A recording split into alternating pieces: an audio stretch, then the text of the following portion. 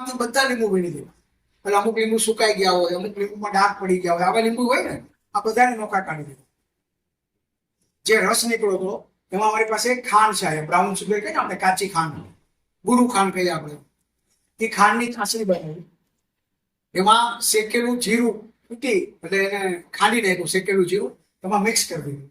એમાં થોડુંક સંચળ, થોડુંક સીધા નમક, આ બધું મિક્સ કરી દીધું. એમાં લીંબુનું જે પાણી આવ્યું હતું, જ્યુસ કાઢ્યું એમાં નાખી દીધું. એકદમ હલાવીને એનો સિરપ કરી નાખ્યો ઘાટો. આને કહેવાય બ્રિક્સ મેનેજ કરવાનો. કોઈ પણ ગળપણ કે ખાંડ નાખે ને તો એની બ્રિક્સ મેન્ટેન થાય. આ ફૂડ પ્રોસેસિંગની વાત છે. તો બ્રિક્સ મેન્ટેન થઈ જાય ને તો એ બગડે નહીં, એમાં ફંગસ ન લાગે. જે રીતે આપણે અથાણા વર્ષોથી રાખીએ તો અથાણા બગડતા નથી. શું કારણ છે? કારણ કે મેન્ટેન થઈ ગયું, એમાં કોઈ પણ કેમિકલ નાખવાની જરૂર નથી, નેચરલી ન બગડે, પ્રિઝર્વેટિવ થઈ જાય. તો આવી રીતના અમે સિરપ બનાવી નાખ્યું. 250 રૂપિયા 190 ગ્રામની અમે બોટલ વેચી, 250 રૂપિયા. એટલે લીંબુનો રસ વેચાઈ ગયો, સાથે સાથે અમારી ખાંડ પણ વેચાણી, મીઠું પણ વેચાણ. અને આણંદમાં એક કૃષિ યુનિવર્સિટીનો એક મોટો પ્રોગ્રામ હતો, ત્યાં અમે એક આઈરે 500 બોટલ વેચાઈ. અમે શું કહ્યું, એક બોટલ લીધી, એમાંથી સિરપ બનાવ્યું, સિરપમાંથી શરબત બનાવ્યું, અને બધાને નાના નાના, તમે ચા પીધી ને ગ્લાસમાં બધાને વેચ. એક બિયર વાહ બહુ સરસ છે, નાના બાળકોને બહુ સરસ, આપણે સોસિયો આવતી ને એવા ટાઈપનો ટેસ્ટ લાગે. બધી અમારી બોટલ વેચાઈ. પછી જે લીંબુ ખરાબ હતા ને એમાંથી રસ કાઢને, જેમાંથી રસ નીકળ્યો હતો એને અરીઠાના પાવડર બનાવીને એમાં મિક્સ કરી દીધું. એનો અમે વોશિંગ મશીનનું કપડાં ધોવાનું લિક્વિડ બનાવી. તો ફર્સ્ટ ક્લાસ કપડાં ધોવાય અને ફર્સ્ટ ક્લાસ સુગંધી આવે લીંબુની. પછી જે એનો છિલકા નીકળ્યા ને એ બધાને સુકાવી દીધા. જે હળેલા લીંબુ હતા એને બધાને સુકાવી દીધા. એનો એક પાવડર કરી નાખ્યો પીસીને. એમાં થોડોક અરીઠાનો પાવડર નાખ્યો અને થોડીક રાખ મિક્સ કરી અને વાસણ માંજવાનો પાવડર કરવાનો.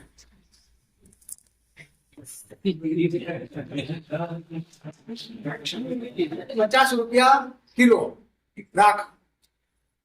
ભલે આપણા લીંબુ કેટલા રૂપિયા ગયા? હળેલા લીંબુ 50 રૂપિયા કિલો રાખ.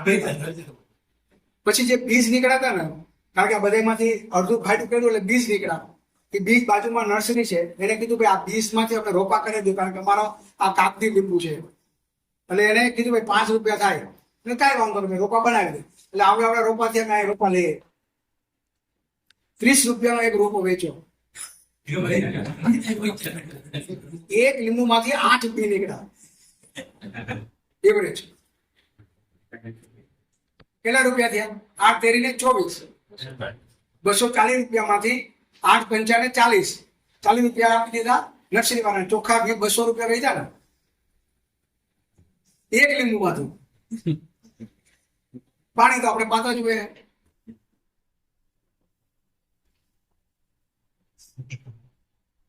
અને આપણે જયારે વિચારીએ કે ભાઈ હું શું કરી શકું, તો મારી પાસે જે છે એમાંથી મૂલ્યવર્ધન શું કરી શકું, આ ક્યાં વેચી શકાય. ખેતીમાંથી છે ને 52 જગ્યાએથી પૈસા કમાઈ શકે. કેટલા જગ્યાએથી? આપણે કેટલા જગ્યાએથી કમાઈ છીએ? એક જ જગ્યાએ. કપાસ વાવ્યો, કાઢી નાખ્યો, પૂરું. અમે અહીંયા વાડીએ હોલ બનાવ્યો છે. શા માટે ખબર છે? ટ્રેનિંગ સેન્ટર છે. ગવર્મેન્ટના પ્રોગ્રામ થાય ને એ અહીંયા ટ્રેનિંગ લેવા આવે, પણ અમે ચાર્જ કરીએ. અમારે અહીંયા પ્રાકૃતિક ખેતીનું જમણવાર છે. અમે કહીએ કે અમારી એક થાળી 200 રૂપિયાની થાય. અમે 100% શુદ્ધ પ્રાકૃતિક ખેતીનું જમાડીએ છીએ. હવે અહીંયા જે કસ્ટમર આવે, જે પણ લોકો શીખવા આવે, જમે અહીંયા અમે એને લીંબુનું અડથાણું સર્વ કરીએ. આ સાહેબ અમારું અડથાણું બનાવેલું છે. અમે ચાયને બદલે અમારું સિરપ આપીએ, શરબત. આ સાહેબ આ છે. હવે આખું શરબત મારા મોલમાં વેચાય છે સાહેબ.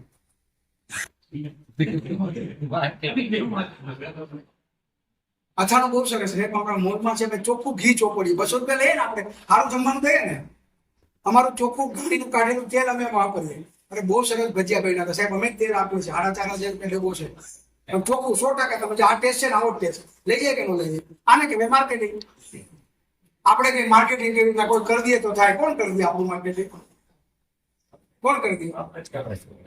અમે અડદની દાળ, મગની દાળ બનાવી તો મિલમાં જાય તો મિલમાં તો પોલિશ થઈ જાય. આખું પોલિશ થઈ જાય તો એકદમ બ્લુ નહીં, યલો કલરની દાળ પડે. મોગર દાળ ને એકદમ યલો.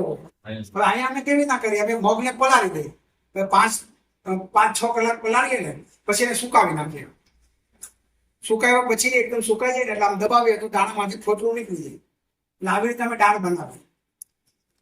હવે અમે તો કોથળી ભરીને મૂકી આવ્યા એટલે બધા બિલમાં આવે નાકનું ટેર ચડાવે આ મોકટાર છે આવી મોકટાર તો પીળી હોય આ તો ડલ છે કે પામોલી કેમ ડલ થઈ જાય તો કલરિંગ હોય એટલે કલર વયો જાય અને પાછું કોઈ